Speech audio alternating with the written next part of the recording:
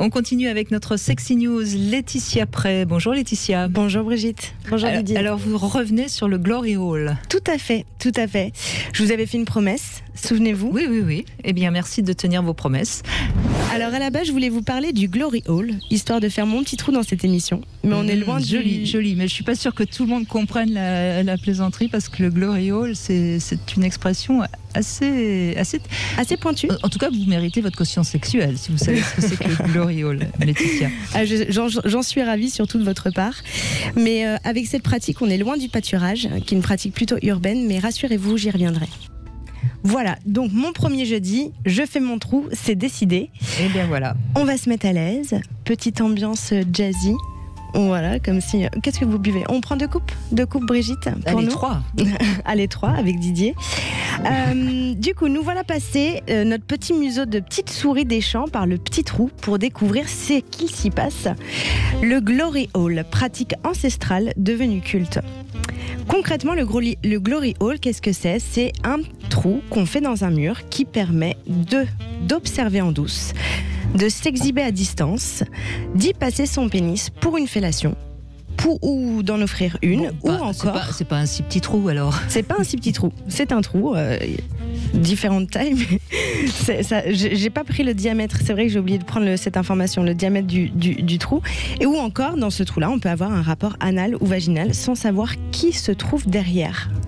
Exactement. Voilà, une jolie liaison avec le propos de Didier de tout à l'heure. Alors d'après les adeptes, l'aspect anonyme et animal augmenterait l'imaginaire érotique et du coup l'excitation. Bien sûr, voilà. Bien sûr. C'est le principe du Glory Hall. Exactement. Et ils disent être dans l'essentiel de la chose et de l'acte, soit une pratique plus directe, mais peut-être moins hypocrite que les sites de rencontres. Oui, d'après voilà. C'est les témoignages, ce sont les témoignages. Si vous cherchez l'âme sœur en vue d'un mariage, c'est peut-être pas la solution, le Glory Hall. Hein. Peut-être pas, mais vous serez surpris.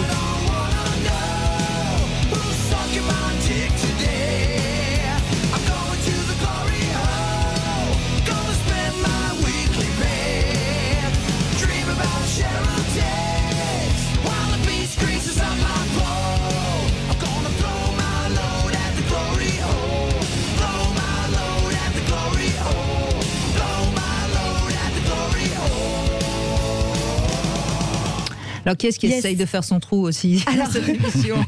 Alors, du coup, ça, je voulais vous en parler un petit peu plus tard, mais je vais vous le dire. Donc, quand vous tapez Glory Hall sur YouTube, vous pouvez tomber sur cette chanson de Steel Panther. Je vous conseille d'aller voir le clip parce que les images, c'est vraiment. Ils y sont pas allés de main morte dans les visuels. Non, c'est plutôt loufoque et second degré. Donc, interdit moins de 18 quand même. D'accord. Mais c'est assez explicite en termes de visuel. Alors, du coup, je voulais revenir sur quelque chose. Le nom Glory Hall, donc c'est un anglicisme qui signifie littéralement trou de gloire. Et à l'origine, donc vers 1845, le mot est sorti, l'expression anglaise signifiait un fourre-tout. D'accord. Toutefois, glory, qui signifie généralement gloire en anglais, est aussi utilisé dans l'expression argotique morning glory. Est-ce que vous savez ce que c'est ? La fellation du matin. L'érection, oui. Alors, l'érection au réveil, plutôt. On va rester. Je suis passée à la deuxième étape. Du coup, le Glory Hall pourrait donc être le trou de l'érection, le trou dans lequel on insère un pénis en érection. Et voilà pour l'explication étymologique. Oui. C'est toujours très intéressant, l'étymologie des mots. N'est-ce pas ? Un petit peu d'histoire maintenant. Les débuts du Glory Hall, c'est un peu un poil sombre quand même. On en trouve beaucoup dans les bains publics, dans les toilettes, car en fait, il permettait aux gays, à l'époque, de pouvoir avoir des relations sexuelles sans se faire choper par la police. C'est pas si vieux que ça. Ensuite, il a connu sa gloire quand l'homosexualité a été reconnue et les hétérosexuels ont même revendiqué l'envie et le droit d'utiliser les Glory Halls qui visiblement les excitaient. Et en 1977, aux US, il y a un guide qui est sorti qui recense tous les Glory Halls disséminés dans le pays. Il s'agit de The Gay Man's Guide to Glory Halls. Voilà, si vous voulez vous balader aux États-Unis. Le Glory Hall, il s'est popularisé dans les années 70 et on en trouve dans quasiment toutes les pissotières de Paris, des grandes villes du monde, mais aussi dans des coins reculés de campagne. Et ça serait visiblement bien plus ancien parce que les premières traces de Glory Hall apparaissent dans l'Égypte ancienne, où on a découvert des hiéroglyphes assez subjectifs. Voilà, en Asie, on part en Asie un petit peu, on conseillait le Glory Hall au sumo. qui luttaient pendant des jours et des jours avec très très peu de pauses, mais s'accordaient quand même une petite pause pipe.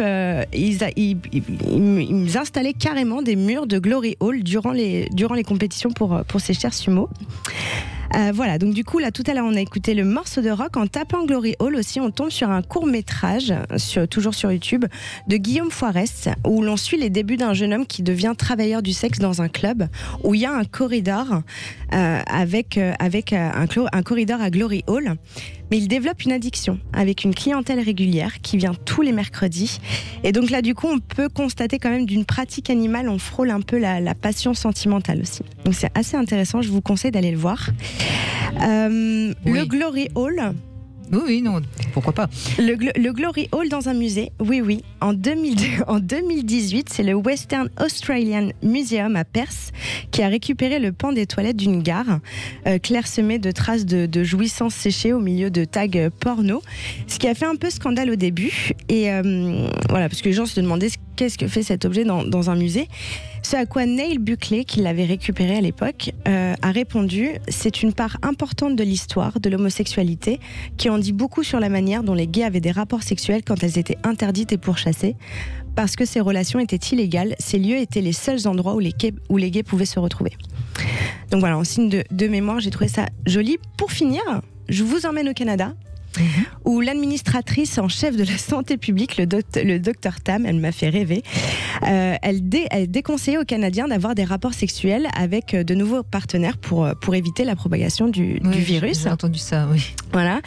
Et elle précisait pendant son allocution les positions sexuelles qui évitaient... étaient sans risque. Voilà, qui étaient sans risque, comme le 69 par exemple. Et elle précise que le risque de transmission du virus par le sperme ou la cyprine reste très très faible.